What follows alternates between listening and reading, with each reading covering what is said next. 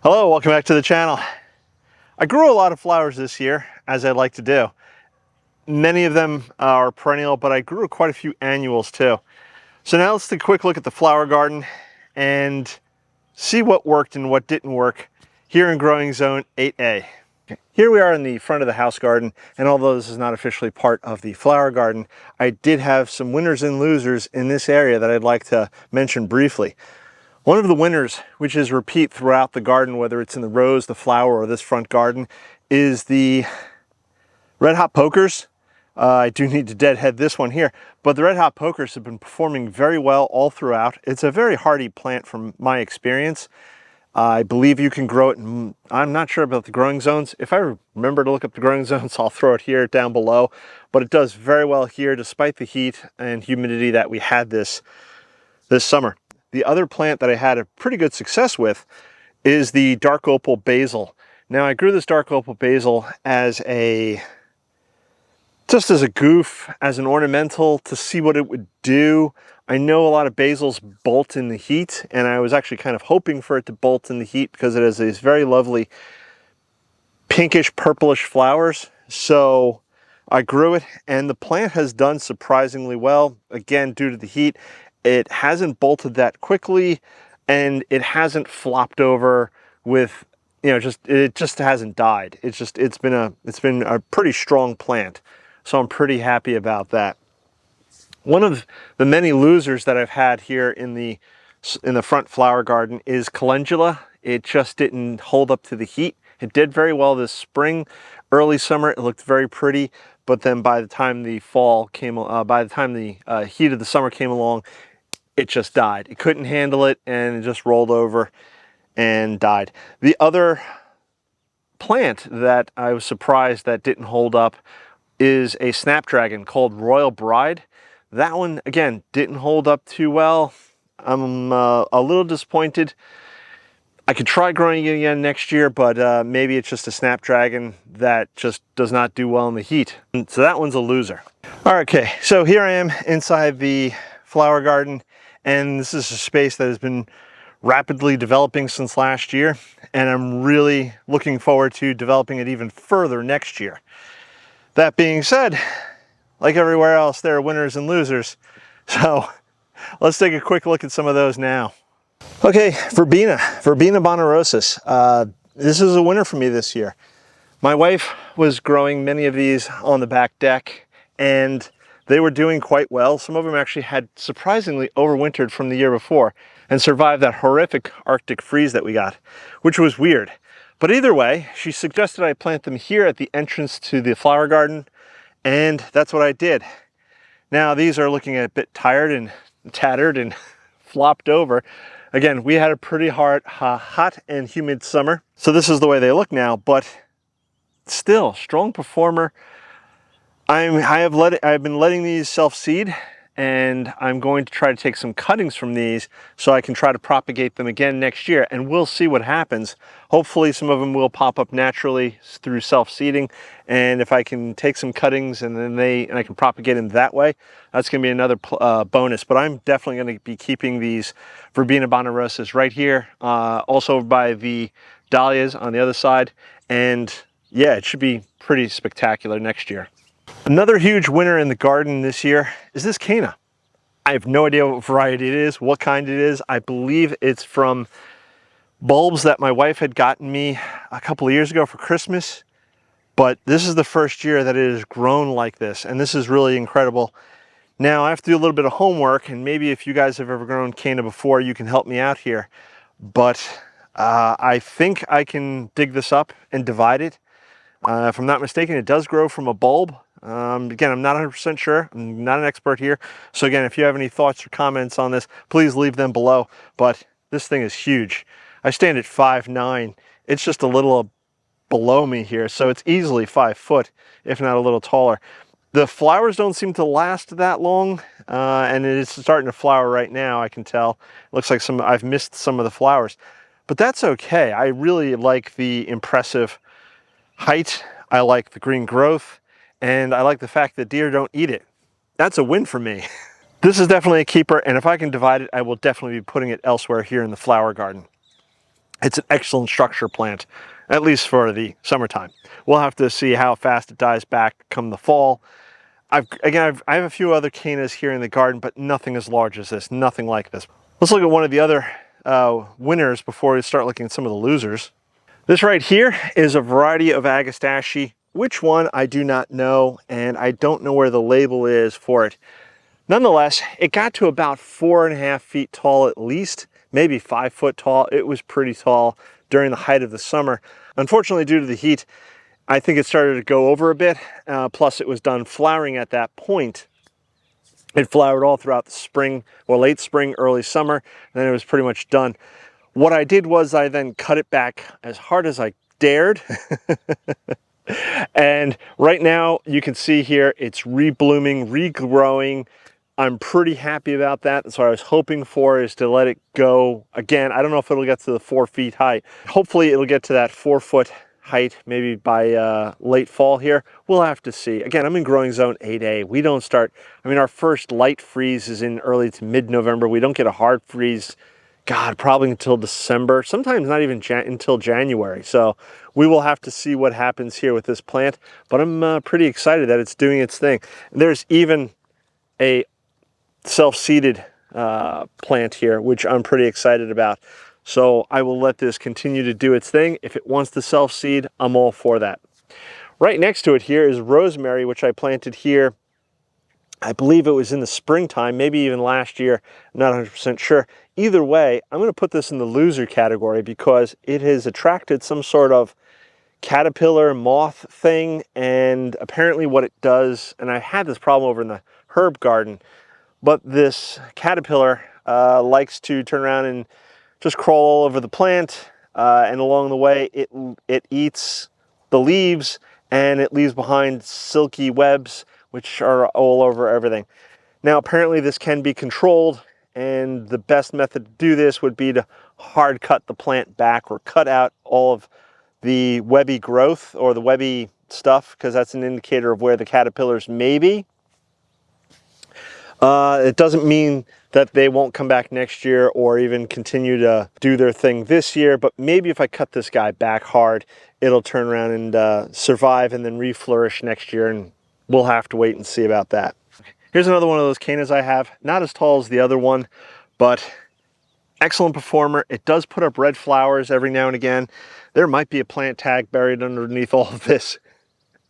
And if there is, I'll try to put it up someplace or maybe even relabel it. One of the things I'd probably like to do with this plant again is maybe dig it up, divide it. The deer don't eat the canna, so if I can use this canna elsewhere in the flower garden, I definitely will. One of the big losers in the garden this year, and I'm a little surprised, is the Rubikiss coreopsis. Now I grow another type of coreopsis here in the garden, which is a consistent performer, and it does quite well. I don't remember the name of it. I purchased it at the local garden center. But this Rubikiss I grew from seed, and it performed very well for a short period of time in the spring, and it flowered beautifully, but then it died back. And perhaps that's its natural cycle, but then I'm left with a big blank spot. Now I tried cutting it back to let it reflourish, and it did a little bit, but then it just died back again. So I'm going to put this in the loser column. I don't know if I'm going to grow Rubikiss coreopsis again. I probably still have some seed. If I do have some seed, maybe I will, but I'm just going to have to keep in mind that I'm going to have to replace it with something else once it dies back. Otherwise, I'm left with this big blank spot. Right here, I have red summer salvia. This was actually a good performer for me this year. I grew a couple of different types of salvia. Another one I believe was called Bonfire. That didn't hold up to the heat very well. In fact, I don't think I have any examples that are still alive. But the red summer salvia did very, very well, held up to the heat. This branch got broken off, probably from a deer walking through this space. If it wants to self-seed in this location, I'm okay with that. In fact, actually, I think it's starting to self-seed, which is fantastic. And I hope that next year, this red summer salvia, which is here, and I also have it on another flower bed, will just get that much larger. I believe the plant's supposed to be about 2 foot tall, which it hasn't achieved this year, but who knows, maybe next year it will. And again, if it self-seeds and fills out the space even more, I'm all for that. In front of the Red Summer, and this is almost a honorable mention, I have Maltese Cross. Now the plants did okay, and I think next year they'll be yet even better, but it's not really worth putting in either the winner or the loser column at this point. They're just kind of hanging in there, but it's a plant to watch for next year. Maltese Cross. Definitely in the loser category are my Cosmos. They just couldn't stand the heat. Maybe they're not supposed to. Maybe this is a normal thing where they look great in the springtime, early summer, but by midsummer, they're done. I was kind of hoping that they would last throughout the summer. Maybe that's just my nativity or ignorance, but either way, they're done. They got toast. They're dead. I'm disappointed in that. I will not be growing Cosmos next year. But it was fun to try, and I got some beautiful flowers off of it, so that was enjoyable. So, live and learn.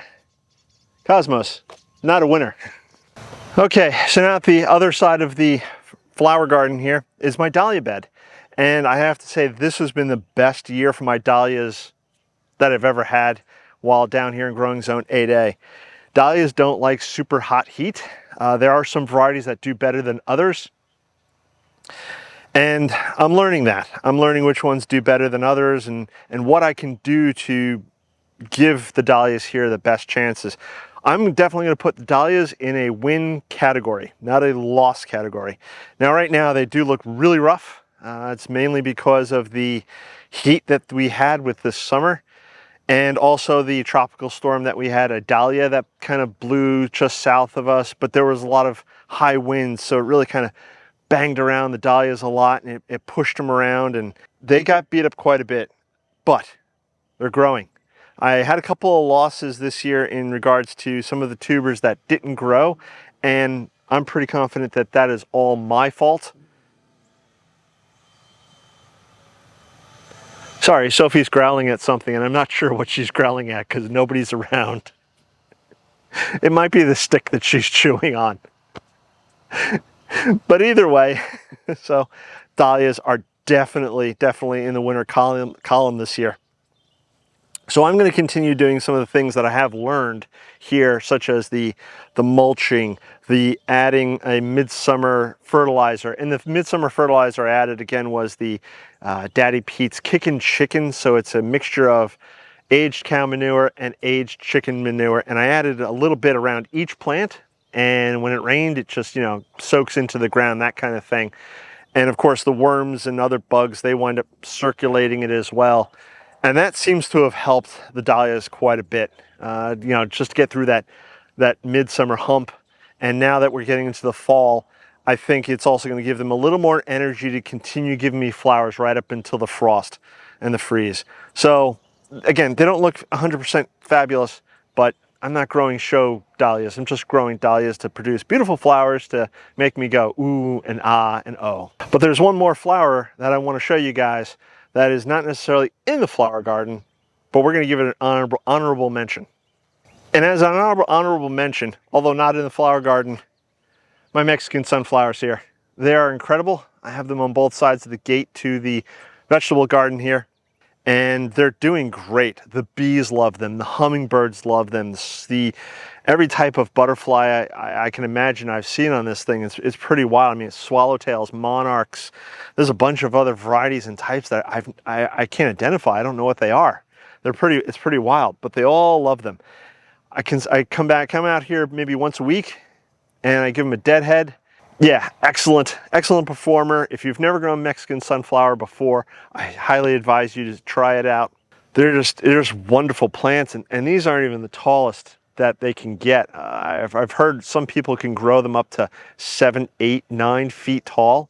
So I guess it depends upon your soil, your water, your environments. You know, maybe if it's not super hot, they would get taller. Nonetheless, these guys have been an excellent performer, and I hope that they continue for me at least until near frost or frost, at which point they'll be done, and then I will cut them out of this space. Sadly, though, I will not be regrowing Mexican sunflower here next year. No, I've made the determination that next year I'm going to start my box hedge along the fence here that I want to start growing. But I will be growing Mexican sunflower again, because again, it's an easy plant to grow, and it's a wonderful performer, and the wildlife loves it. I'm not 100% sure where I'm going to be putting it quite yet. It'll more than likely go in the flower garden someplace, but we will have to wait and see till next year where I grow the Mexican sunflower. So that's going to do it for today. I wanted to touch on some of the winners and losers in my garden, and I'm sure you guys have the same thing too, where you have some plants that excel well, that do well, and other plants that don't do so well. And you know, I think that's one of the great things about gardening, is that you try different things, see what works, what doesn't work, what's excellent, what's not excellent. And sometimes, you know, there's something that falls in between and you're like, I'll try it again, I'll see what happens. I'm definitely gonna probably try a few of the flowers I mentioned today again, maybe in different locations, maybe with different types of, maybe move something that was in full sun, maybe move it to part shade, try that, see what happens there. So listen, if you haven't subscribed, please subscribe, click that bell icon to be notified when I do post up a new video. I appreciate all of you for watching. If you have any comments, questions, etc., please leave them below. If you like this video, give it a thumbs up. I only get maybe 2 or 3 per video, but I'd appreciate it if you leave a thumbs up for this video if you like this video. And that's going to wrap it up for today. Sophie and I are going to catch you on the next one. Bye-bye.